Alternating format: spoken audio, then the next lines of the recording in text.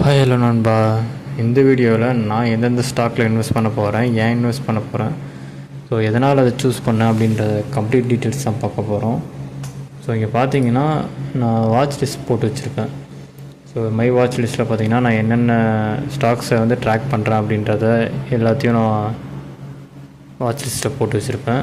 So இதில் பார்த்தீங்கன்னா focus 1, focus 2 அப்படின்றது. ஃபோக்கஸ் 1ல் இருக்கிறது பார்த்தீங்கன்னா ஸோ நான் நல்ல ரேட்டில் நான் யோசித்து வச்சுருக்கேன். ரேட்டு நான் அனலைஸ் பண்ணி இந்த ரேட்டில் வாங்கினா கரெக்டாக இருக்கும் அப்படின்ற யோசித்து வச்சுருக்க ரேட்டு வந்ததுக்கப்புறம் அதில் ஆட் பண்ணுவேன்.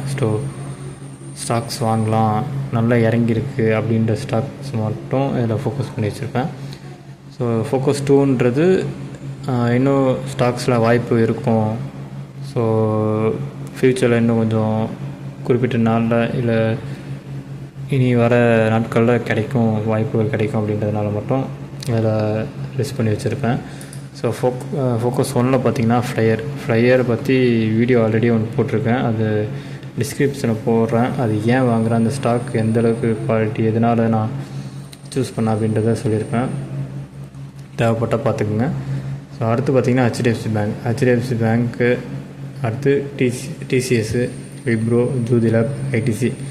ஸோ ஐடிசி எனக்கு ஆல்ரெடி நல்ல ரேட் கிடச்சிருச்சு, அதனால் நான் அதில் இன்வெஸ்ட் பண்ணி வச்சுட்டேன். விப்ரோவும் அதே மாதிரி தான். ஸோ டிசிஎஸ் பார்த்திங்கன்னா இன்னுமே இறங்கும் அப்படின்ற நம்பிக்கை இருக்குது. ஸோ அதனால் அதை நான் இன்னும் அதுக்குள்ளார போகலை. ஸோ அது சப்போஸ் அதில் அமௌண்ட் போட்டேன் அப்படின்னா நான் சொல்கிறேன். ஸோ இந்த ஸ்டாக்ஸ் மட்டும் பார்த்திங்கன்னா நான் ஃபோக்கஸ் பண்ணுறது, இப்போதைக்கு ஃபோக்கஸ் 1ல் இருக்கிறது எல்லாமே இன்வெஸ்ட் பண்ணலாம், அமௌண்ட்டு தாராளமாக போடலாம் அப்படின்ற வச்சுருக்க இது. ஜோதி லேபும் பார்த்திங்கன்னா நல்ல கரப்ஷன் ஆயிடுச்சு. ஸோ இந்த ஸ்டாக்ஸ் எல்லாமே நல்லா இறங்கின ஸ்டாக் தான். ஸோ ஜோதி லேபும் பார்த்திங்கன்னா இன்னும் கொஞ்சம் இறங்கட்டும், இன்னும் கொஞ்சம் ஒரு ரேட் யோசிச்சு வச்சுருக்கேன். ஸோ அது வந்ததுக்கப்புறம் இதில் இன்வெஸ்ட் பண்ணிடுவேன். இதில் பார்த்திங்கன்னா ஐடிசி, ஜோதி லேப் இது ரெண்டும் என்றைக்கு பர்ஃபார்ம் பண்ணுவாங்கன்னே தெரியாது நமக்கு. ஸோ பட் ஆனால் நல்ல ஒரு ஸ்டாக்ஸு, நல்ல ரிட்டர்ன்ஸ் கொடுக்கக்கூடிய ஸ்டாக்ஸ், அதனால் அது அப்படியே வச்சுருக்கேன். ஸோ ஃபோக்கஸ் 2ல் பார்த்திங்கன்னா Reliance, Godrej, Tata commercial, Mahindra, yes bank, Ashok Leyland, Natco pharma, Fino cables, அடுத்து ஹிந்துஸ்தானு, பிஜி நெட். ஸோ இது எல்லாமே பார்த்திங்கன்னா அடுத்து வர இதில் இன்னும் கொஞ்சம் வாய்ப்புகள் கொடுக்கும் அப்படின்றதுனால வச்சுக்கிறது. ஸோ ஃபோக்கஸ் 1ல். ஸோ இதில் ஏன் இதை நான் சூஸ் பண்ண, ஹெச்டிஎஃப்சி, டிசிஎஸ் இதெல்லாம் ஏன் சூஸ் பண்ண அப்படின்னா நல்லா இறங்கியிருக்கு அப்படின்றதுனால மட்டும் இல்லை. ஸோ நிஃப்டி 50 பார்த்திங்கன்னா இப்போ நமக்கு நல்லாவே இறங்கிட்டு இருக்குது. ஸோ இறங்குறதுக்கு காரணம், முக்கியமான காரணம் என்ன அப்படின்னு வச்சிங்கன்னா ஸோ இந்த ஸ்டாக்ஸ் தான். ஓகேங்களா, இது எல்லாமே நல்ல ஸ்டாக்ஸு. இதை மேஜராக யாரும் வந்து பிடிக்க மாட்டேங்கிறாங்க. டிசிஎஸ்ஸு, ஐடி செக்டர்லாம் பார்த்திங்கன்னா நல்லா பயப்படுறாங்க. ஸோ அவ்வளோதான், முடிஞ்சு போச்சோ என்ன ஏதுன்னு தெரியாமல். இதை பற்றி ஒரு தனி வீடியோவே போடலாம். ஸோ அந்தளவுக்கு நிறைய விஷயங்கள் இருக்குது. ஸோ ஐடி செக்டர் முடிஞ்சிருமா இல்லையா அப்படின்றத பற்றி ஸோ இன்னொரு வீடியோவில் பார்ப்போம். ஸோ நிஃப்டி இப்போ ஏன் கீழே விழுது பார்த்திங்கன்னா சில குறிப்பிட்ட ஸ்டாக்ஸும் சரி, குறிப்பிட்ட செக்டாரும் சரி, ஸோ நிஃப்டியில் பார்த்திங்கன்னா ஒரு நல்ல இடத்த பிடிச்சிருக்கு. ஸோ அந்த செக்டாரும் அந்த ஸ்டாக்ஸும் கீழே விழுகிறதுனால தான் ஸோ நிஃப்டி வந்து இப்போது ரொம்ப கீழே லோவில் ஒரு நாளும் வந்து புது லோவை வந்து டெஸ்ட் பண்ணி கீழே போயிட்டு இருக்குது. ஸோ இதில் பார்த்திங்கன்னா உங்களுக்கு புரியும். ஸோ ஃபினான்ஷியல் சர்வீஸ்னால் இந்த பேங்கிங்கு, இந்த பேங்க்ஸு, ஃபினான்ஷியல் சம்மந்தப்பட்ட அந்த செக்டாரில் இருக்கிற ஸ்டாக்ஸ் எல்லாமே இருக்கும். ஸோ அது oil sectors, information technology, IT, so automobile, FMG, telecom, இதில் பார்த்திங்கன்னா பேங்க் செக்டார் நல்லா அடிபடுது. ஸோ அது மட்டும் இல்லாமல் ஐடி எவ்வளோ அடிபட்டுருக்குன்னு உங்களுக்கே தெரியும். ஸோ கிட்டத்தட்ட நிறைய ஸ்டாக்ஸ் பார்த்திங்கன்னா 30-40% கீழே இறங்கிருச்சு. ஸோ இப்போது தட்டு மாதிரி மேலே கொஞ்சம் ஸ்டேபிளாக நின்று இருக்கிறது auto sector, oil gas, so telecom, சரி ஃபாஸ்ட் மூவ், அதாவது எஃப்எம்ஜி கூட அதிகமாக ஸ்ட்ரகிள் ஆகிட்டு இருக்கிற ஒரு இது. மீதி செக்டார்லாம் பார்த்திங்கன்னா அப்படியே கொஞ்சம் தடுமாறிட்டு ஒரு ஸ்டேபிள் கொடுத்துட்ருக்கு நிஃப்டிக்கு. ஸோ ஸோ அதனால தான் பார்த்திங்கன்னா நிஃப்டி வந்து ரொம்ப கீழே வராமல் ஸ்லோவாக விழுது. ஸோ இதில் பார்த்திங்கன்னா ஹெச்டிஎஃப்சி பேங்க் எவ்வளோ விழுந்திருக்குன்னு தெரியும், ஐசிஐசி எவ்வளோ விழுந்திருக்குன்னு தெரியும். ஸோ ரிலையன்ஸில் பார்த்திங்கன்னா ஆயில் செக்டார்ஸு மற்ற ஸ்டாக்ஸு அதிகமாக கீழே விழாமல் மேலே போகிறது அப்படின்னாலும் ரிலையன்ஸ் ஏன் இதாகுதுன்னா இதில் எஃப்எம்ஜி ஒளிஞ்சிருக்கு. ஸோ எஃப்எம்ஜி மட்டும் இல்லை, நிறைய செக்டார்ஸ் இதுக்குள்ளார ஒளிஞ்சிருக்கு. அதே மாதிரி தான் ஐடிசி. ஸோ ஐடிசியில் பார்த்திங்கன்னா எஃப்எம்ஜி இல்லாமல் நிறைய செக்டார்ஸ் அதுக்குள்ளார ஒளிஞ்சிருக்கு. ஸோ அதுக்கப்புறம் பார்த்திங்கன்னா state bank, Axis, Kotak, so Infosys இதெல்லாமே இருக்கும். இன்னும் தெளிவாக உங்களுக்கு பார்க்கணும் அதில் பாருங்கள்.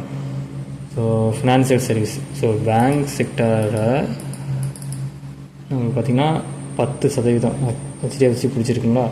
ஸோ ஹெச்டிஎஃப்சி எவ்வளோ கீழே விழுகுதோ அவ்வளோ தூரம் நிஃப்டிக்கு கீழே போகும். ஸோ ஆக்சஸும் அதே மாதிரி தான். ஸோ கோட்டாக்கு, ஐசிஐசிலாம் எவ்வளோ கீழே விழுகுதுன்னு உங்களுக்கே தெரியும். அதே பார்த்திங்கன்னா oil case, so Reliance stable இல்லாமல் கீழே விழுகுதுங்களா. ஸோ கோல் இண்டியாலாம் மேலே இருக்குது, ஸோ ஓஎன்ஜிஸும் மேலே இருக்குது. ஸோ இவங்க 2 பேரும் ரொம்ப ஸ்லோவாக கரப்ஷன் ஆகுறாங்க. ஸோ ரிலையன்ஸு கொஞ்சம் ஃபாஸ்ட்டாக ஆகுது.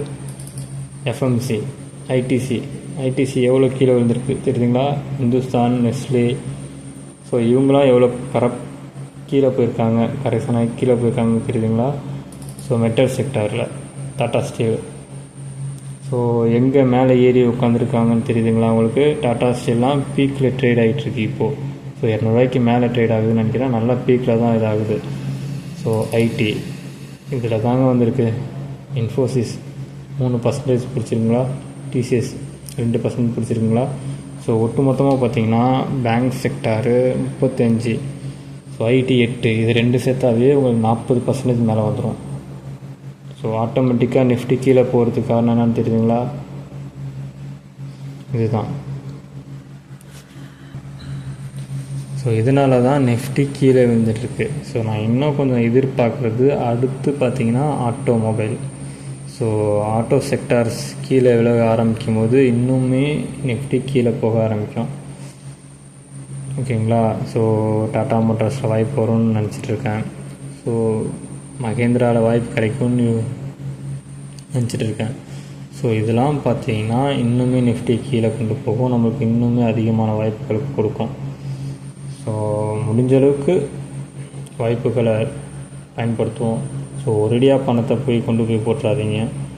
கொஞ்சம் கொஞ்சமாக நம்மளால் முடிஞ்ச அளவுக்கு, நம்ம 5000 தான் இன்வெஸ்ட் பண்ணுறோம் அப்படின்னாலும் முடிஞ்ச அளவுக்கு நம்ம கொஞ்சம் கொஞ்சமாக அமௌண்ட்டை உள்ளார போடுவோம். ஸோ ஒரு ஸ்டாக் வாங்கினாலும் வாங்கினது தான், 2 ஸ்டாக் வாங்கினாலும் வாங்கினது தான். ஸோ 50, 100 தான் வாங்கணும்னு இல்லை. ஸோ எவ்வளோ வாங்குகிறோமோ பொறுமையாக நல்ல ரேட் கிடைக்கும் போது கொஞ்சம் கொஞ்சமாக வாங்குவோம். ஸோ வாய்ப்புகள் பார்த்திங்கன்னா இங்கே தான் நமக்கு இருக்குது, ஒழிஞ்சிட்ருக்கு.